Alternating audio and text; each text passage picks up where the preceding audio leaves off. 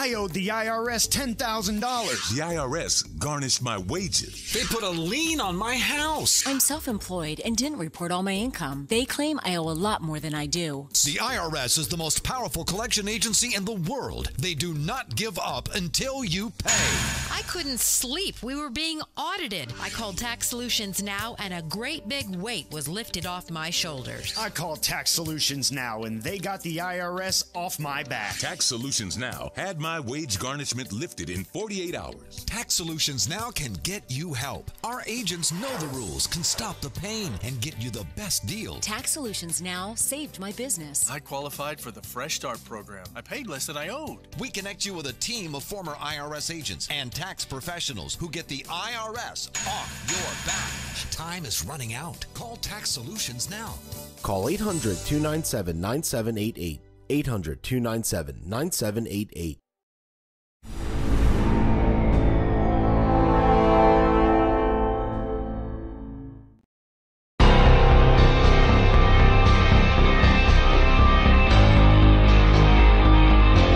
The Turnpike Sports Book Report.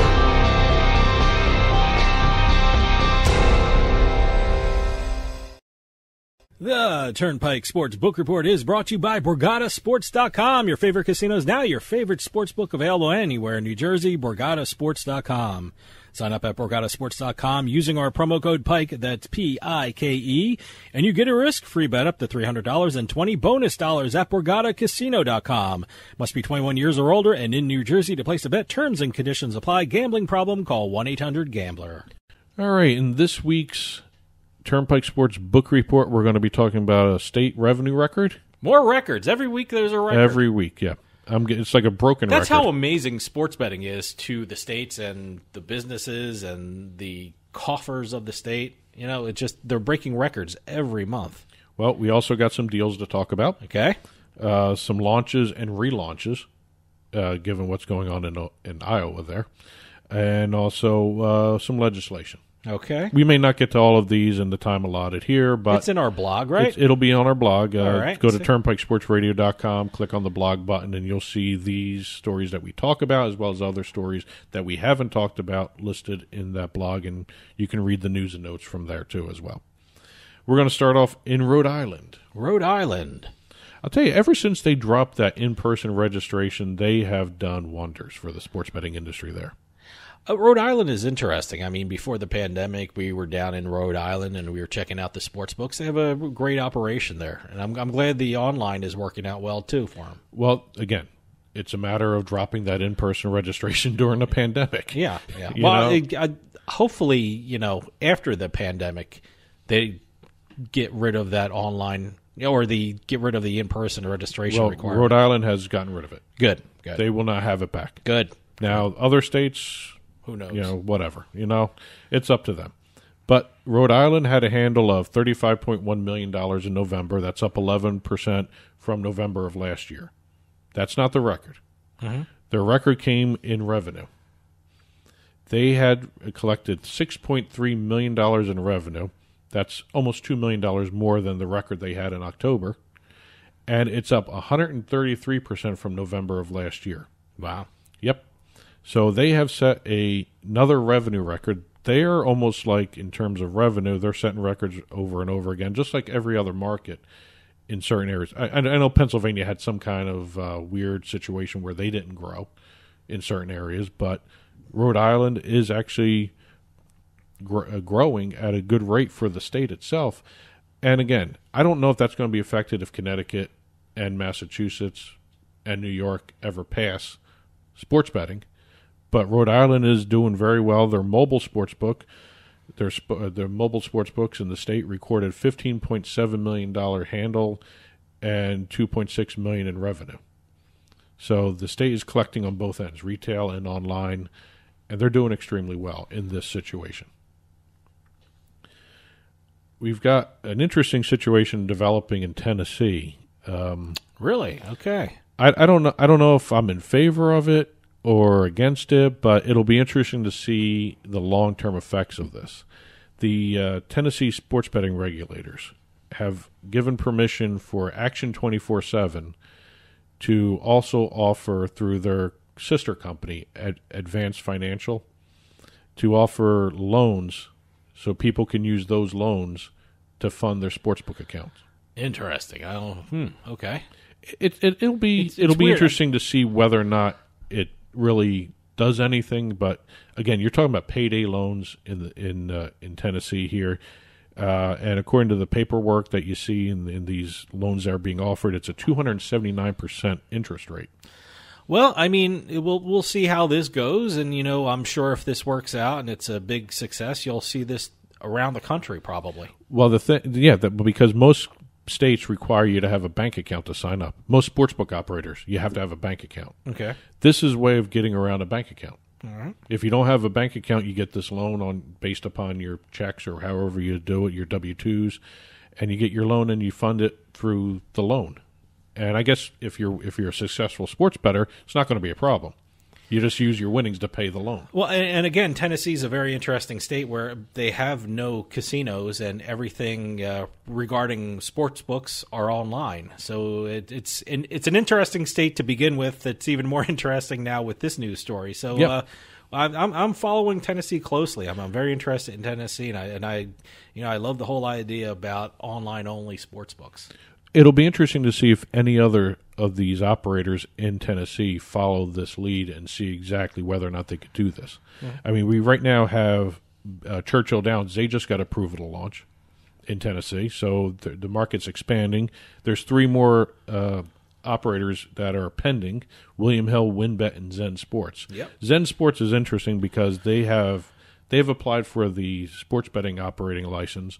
They offer both kinds. They have the regular the regular online sportsbook operations as compared to everybody else, but they also offer that peer-to-peer marketplace betting. Yeah, but I don't think they're going to do. There's a lot of confusion. Yeah, well, I think we just had the CEO of Zen Sports. I think they're looking for a traditional sports betting license, right. And when it comes to the peer-to-peer or even the cryptocurrency type stuff regarding sportsbooks, I think that might be further down the road to see how the state reacts to everything and the regulators decide on it. Yeah, it's a lot of education in terms of what a peer-to-peer marketplace looks like versus a traditional sports betting marketplace looks like.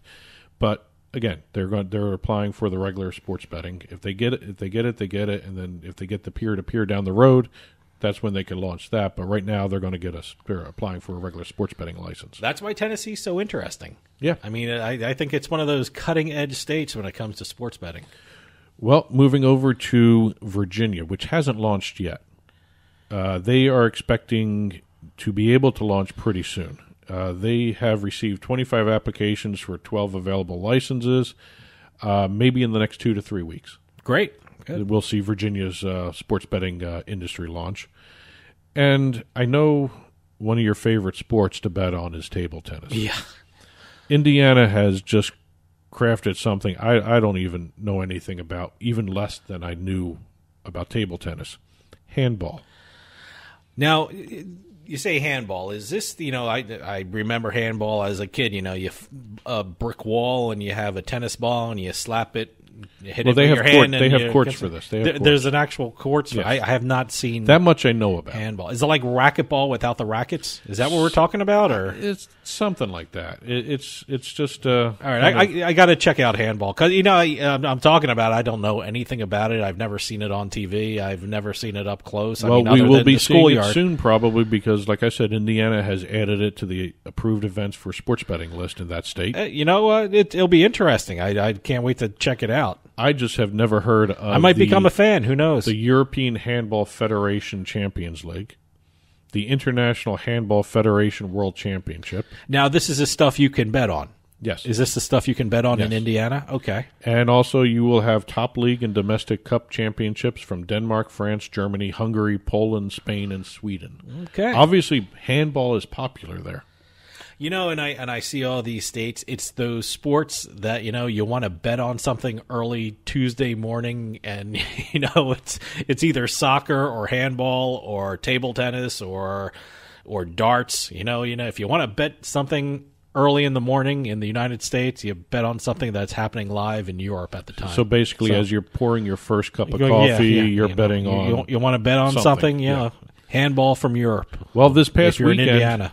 weekend, we had a brand new sport in a variety of states that has never been bet on before. Okay, drone racing.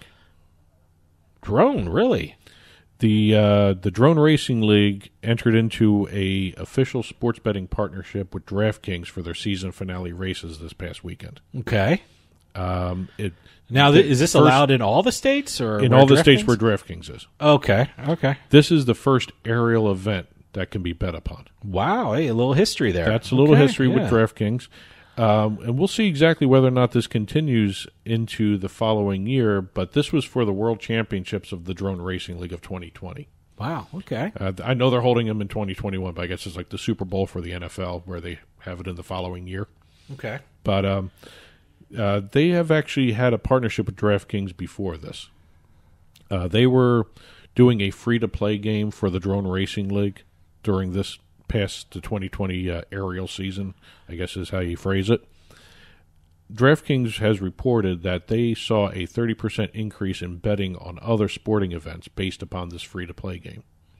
Okay. I don't know how you can actually track that. Well, hey, look, I know you have these free-to-play games. Sports betting is so new to a lot of people around the country. If you have a free-to-play game, it gets people educated on how to sports bet and what you're looking for with regard to sports betting. And I guess it really, I guess the educated customer is your best customer, so educate them before they're spending real money. So it's a good theory to have. It's a good marketing plan. Well, we'll see if they actually continue into the 2021 season with drone racing. I actually like watching drone racing. It's very interesting to watch. They're quick races. The amount of neon in a race is just amazing to watch. Shut your lights off while that thing is on the screen, and all you see is the neon flying around. It's a big darkened warehouse kind of situation with an obstacle course, slaloms, all that stuff. And it's actually kind of interesting to watch. If you've never watched one, watch it because it's fun. I'm definitely going to check it out because, as you know, I renewed my drone operator's license, so I am a drone pilot. So I should check it out. And by the way, I can't maneuver them like what they can. No. I can go up, I can go down, and you know what? That's it. Well, I like I said, it'll be interesting to see if this continues. See how. What the results are from this past weekend in terms of handle that they got from these finals. Two deals really to talk about left here. One in Michigan, and it's between PointsBet and the Detroit Pistons.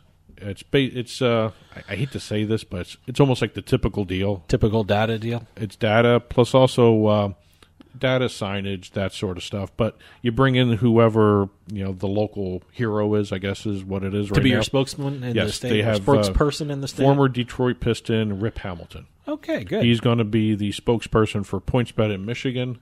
They're going to be showing PointsBet visible signage during broadcasts on TV for the Detroit Pistons. You're going to be seeing the PointsBet logos everywhere on Pistons.com, the mobile app for the team. All Pistons social channels will have PointsBet branding everywhere. The other one I find more interesting is the Bet Rivers. Bet Rivers, which one, in Pennsylvania? Is that all of them? All of them. Okay. They have been doing what they're terming the bet with a winner campaign. All right. For the Pennsylvania ones, they have Jerome Bettis. Okay. This one, I don't think anyone's done this yet. This might be a first of its kind deal because it's between Bet Rivers and a coach. Okay, a coach. All right. Coach George Karl. Oh, sure. Okay, great. I don't know if any coaches have done this yet. This might be something new. I don't know. I'm trying to think of what coaches have deals or former coaches have deals with sportsbooks. So I can't think of one. I know players left and right have been doing these, but former players are all over the place. Yep. Yeah. But Coach Karl will be serving as the company's brand ambassador and spokesperson. This is Bet Rivers. And he'll be engaged in upcoming promotions, events on all the Bet Rivers platforms. He's also going to be providing insight and commentary on the NBA. Great. Through BetRivers social media. Oh, that's going to be great. Yeah. And one last little news and note. There's other stuff we haven't been able to get to, but I mentioned Churchill Downs getting Bet America into, Tennessee. There will no longer be Bet America after a while. Really? Okay, they're going to change their name. Huh? Bet America will be rebranding to Twin Spires. All right. Which is the original online app of Churchill Downs. It was for horse racing. Mm-hmm. What they're doing is they are taking the Bet America, which is a casino and a sports book, and what they want to do is merge it with the Twin Spires brand. Okay. And it'll be one big platform for horse racing, iGaming, and sports betting. So mid-year, you're going to see Bet America go the way of the dodo, and you'll see Twin Spires everywhere. Okay. And that's it for this week's book report. Again, the stories we didn't get to are going to be put on the blog with the stories we did get to. Just head on over to turnpikesportsradio.com and click on the blog button, and you'll see these entries up on the blog. Okay, and that'll do for us this week. If you're going to one of the newly reopened casinos or sportsbooks, please be safe. We'll see you next time on the Turnpike.